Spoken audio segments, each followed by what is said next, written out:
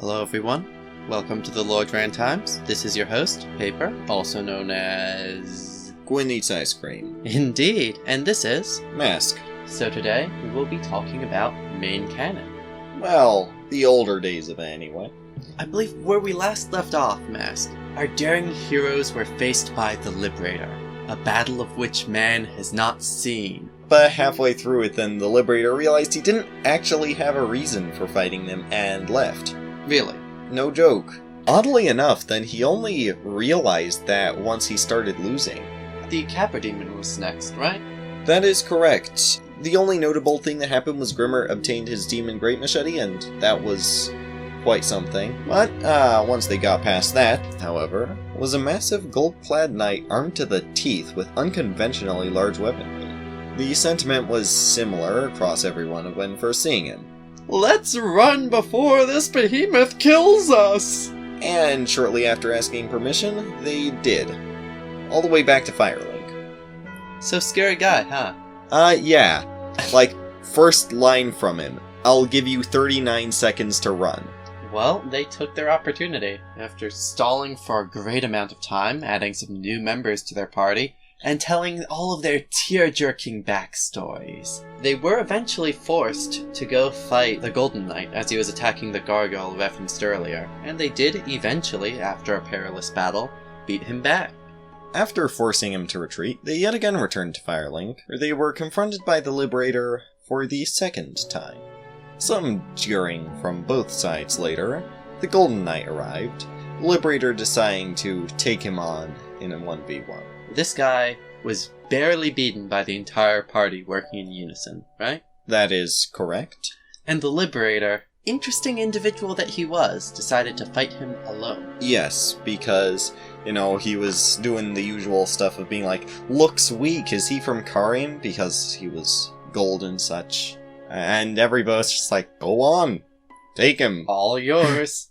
Even though they had repelled him once, there was a bit of a fear of the Golden Knight nailed into all main cannon's head, and there was nothing they would love to see more than the Golden Knight beating the Liberator's arrogant head in. And that is indeed what happened. The Liberator began losing very quickly, to which he then began apologizing profusely. Of course, I don't mean apologizing, saying, "Oh no, I'm so sorry, I doubted your skill." He began apologizing, saying, "Oh, I'm so sorry, I didn't actually have a reason to be fighting you. Yet again, I forgot why I was fighting mid-fight, the moment I started losing." Oh no, I'm gonna be in so much trouble with Master Gwendolyn for attacking somebody unprovoked. So yeah, he ran away, tail between his legs. Yeah. After this, they moved on to Blighttown. After the usual Blighttown experience, plus Mythic trying desperately to catch a crow for no particular reason, they were met by the Underground Legion, the mightiest division of the Phoenix Knights. Seeing as they were faced with an army, and that they were not entirely stupid, they decided not to attack, and were instead greeted by the Phoenix Knights' almighty leader, known to have taken out a dragon single-handedly. General Protagon! What? What? You're kidding, right? General Protagon? What? Not Escalara. Nope, she was introduced later, though she was mentioned offhandedly once in this part, but during this time, Protagon was the leader of the Phoenix Knights. The first negotiations seemed to go well, though Protagon was naturally suspicious of them. Then things went south when Grimmer mentioned being a Balder Knight. Due to the Kingdom of Balder being a thing that drove the Underground Legion, underground to Blighttown in the first place, then even if Balder may have collapsed shortly thereafter, then Protagon was still angered, challenging Grimmer to a formal duel. Grimmer, having a bit of a grudge against the Phoenix Knights himself, accepted, leading to one of the most dynamic duels in Old Canon. There do seem to be a lot of the most dynamic duels in main canon. Well, this one was the only one where we really had that many one-on-one duels. Just look at modern canon, we just have Rage getting ganked by 98 people. If you were there, you were there, okay? Yeah. I'm not explaining the Rage thing. Here's a picture, but other than that, you'll just have to live with it until we get to it. Yeah, Here's another picture. Here's another picture. Partway through, Grimmer's helmet and crossbow were broken, as well as he getting a shield embedded in his shoulder.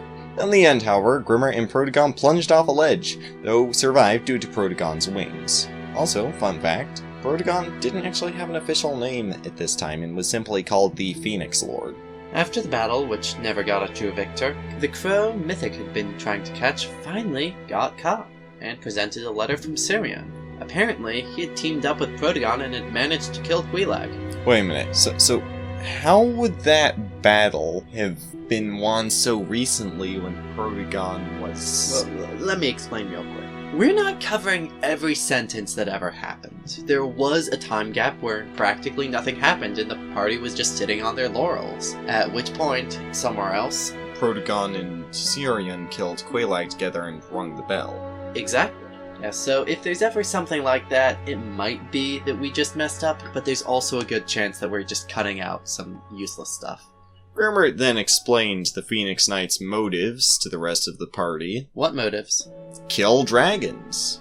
I'm guessing Mythic didn't like that very much. Ah yeah, made him automatically assume they were antagonists. Ah yes, since their leader just teamed up with another good guy to beat an evil boss. He must be the villains. Mythic. And they set off down the Great Hollow to find basilisks.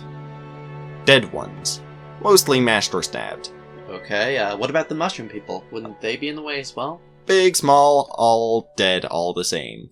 Ground to paste by the same weapon. My gosh, paste? Paste. What kind of monster would grind those baby mushroom people to paste? Oh, please. They then arrived into Ash Lake to see all the creatures in it killed all in equally brutal ways. Now, if you've been in main canon for a while, you'll know that these are all telltale signs of a certain villain you may be familiar with. To the group, however, they were shocked to find a blood-soaked knight on top of the stone dragon's dead body, known as Tarkin.